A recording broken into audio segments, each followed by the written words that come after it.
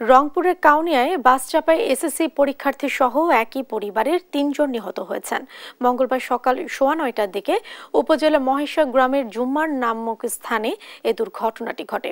সকালে আশরাফ, তার স্ত্রী, ছেলে ও এসএসসি পরীক্ষার্থী ভাতিজি স্নেহাকে নিয়ে মোটরসাইকেলে কাউনিয়া মোফাজ্জল হোসেন সরকারি উচ্চ বিদ্যালয়ের পরীক্ষা কেন্দ্রে যাচ্ছিলেন। তারা মহেশা গ্রামের জুম্মার নামক স্থানে পৌঁছালে বিপরীত দিক থেকে আসা একটি বাস মোটরসাইকেলটিকে চাপা দেয়। এতে ঘটনাস্থলে রুবিনা বেগম, তার ছেলে রহমত আলী ও ভাতিজি স্নেহা প্রাণ হারান।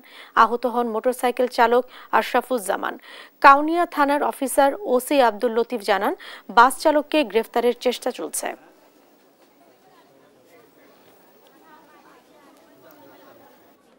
তিনজন ইন্তেকাল করেছেন, তার ভিতরে আমার আদরের ছোট বোন মোহাম্মদ আফসানা আক্তার সিনহা এসএসসি পরীক্ষার্থী ছিল।